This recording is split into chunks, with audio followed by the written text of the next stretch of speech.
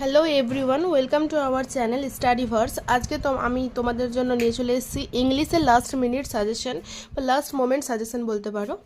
দেখো, ইংলিশ পরীক্ষা তোমাদের কালকেই, আর ইংলিশ যেগুলো আছে ওগুলো কিন্তু খুব সহজ, আর খুব সহজে তোমাদের একদিনে তোমরা কমপ্লিট করতে পারবে। তো তার মধ্যে দেখো, যেটা আমি লিখে দিয়েছি যে তোমাদের যে গল্পগুলো আছে তার মধ্যে আছে তোমাদের the night runner Deoli, strong roots and the bed.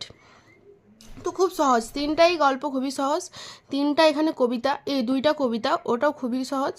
কবিতার মধ্যে ইউলিসিসটাতে তোমাদের একটু প্রবলেম হতে পারে, সে বলে দেবো আমি কিভাবে করবে।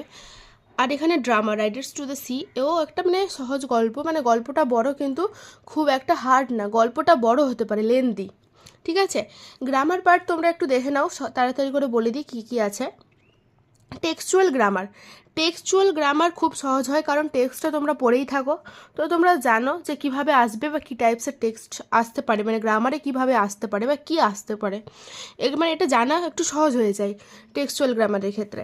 আর যেটা আছে আনসিন, তোমাদের আনসিন কম্প্রিহেনশন, সেটা আনসিন কিন্তু সহজে বলা যায় না যে কী আসবে না আসবে, কিন্তু একটা বলতে পারি যে না, এটা ইম্পর্টেন্ট টপিকস বা হট টপিক্সের মধ্যে পড়ে।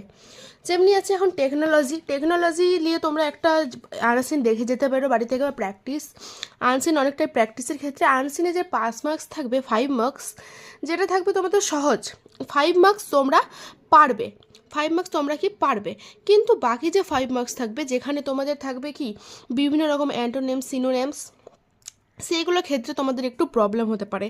তো তোমাদের 5 মার্কস তোমাদের পারবে, আর 5 মার্কস একটু অসুবিধা। এইসব যে আনসিন আমি দিয়েছি এগুলো আসবে, এটা কোনো ব্যাপার না, কিন্তু এগুলো ইম্পর্টেন্স, তোমরা প্র্যাকটিস করে যেতে পারো।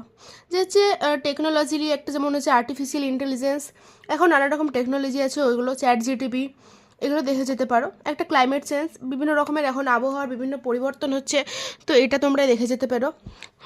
যেমন হচ্ছে importance of the mental health, mental health, এখন মানুষের বিভিন্ন রকমের মেন্টালি প্রবলেম নিয়ে মানুষ জুঝছে, তো তোমরা মেন্টাল হেলথ নিয়ে একটা আনসার করে যেতে পারো, important topic. Importance of biodiversity code দেখে যেতে পারো, আর ওমেন এম্পাওয়ারমেন্টলি একটা তোমরা দেখে যেতে পারো।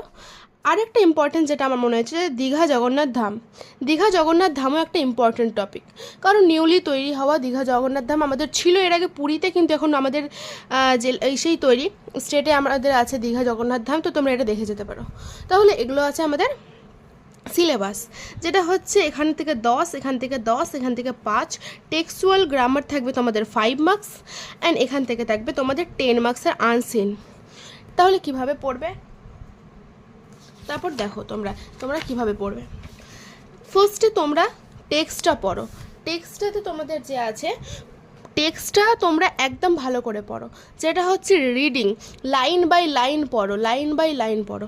লাইন বাই লাইন পড়ার পর তোমাদের দেখবে যে টেক্সচুয়াল কিছু কোশ্চেন, যেটা নতুন বইয়ে আছে, পুরনো বই যেটা 11 to 12 দেওয়া হয়েছে সেই বইয়ে কোশ্চেন্সগুলো নাই, কিন্তু 11কে যে এই বছর বইগুলো দেওয়া হয়েছে সেই বইয়ে কিন্তু আছে, তো তোমরা যদি জোগাড় করতে পারো তো করো, ওখান থেকে তোমরা কোশ্চেন্সগুলো ভালোভাবে পড়ো।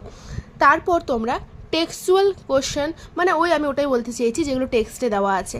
তাছাড়াও দেখবে ওয়ার্ড মিনিং দেওয়া আছে টেক্সটে অনেক ক্ষেত্রে, যে নিচের দিকটাতে হালকা ওয়ার্ড মিনিংসগুলো দেওয়া আছে, এই ওয়ার্ড মিনিংসগুলো তোমরা দেখে যাও।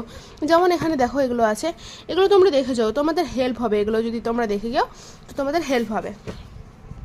তারপর চলে আসো যে নাম, এই যে লেখক বা কবির নাম, পোয়েটের নাম, এগুলো খুব ভালো করে দেখে যাও যে তিনি কোন ধরনের রাইটার ছিলেন।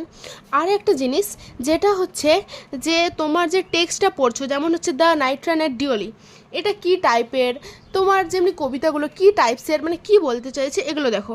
যেমনি তোমাদের হচ্ছে, যেমনি এখানে আছে একটা ওডি, ওগুলো দেখে যাও, ওইসব খুব ইম্পর্টেন্ট জিনিস, এগুলো থেকে আসতে পারে।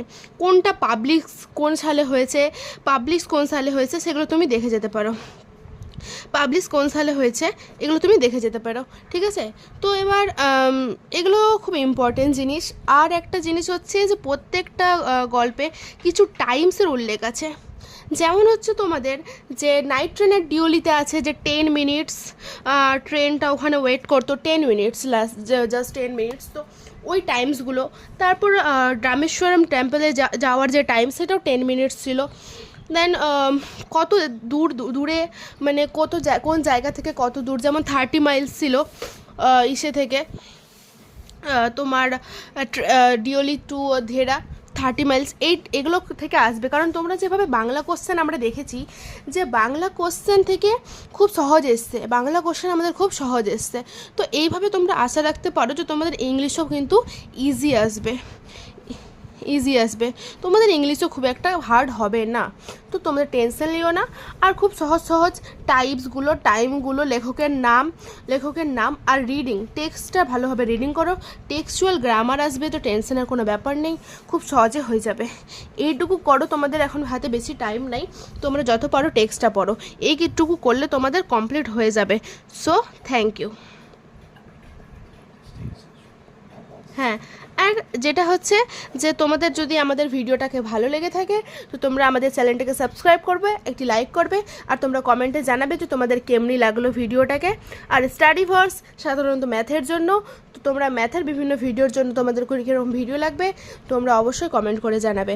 Thank you. আর তোমাদের যদি ভিডিও লাগে ইংলিশে যে কী পড়বে, কোন টাইপের কোশ্চেন পড়বে তোমরা আমাকে জানাবে।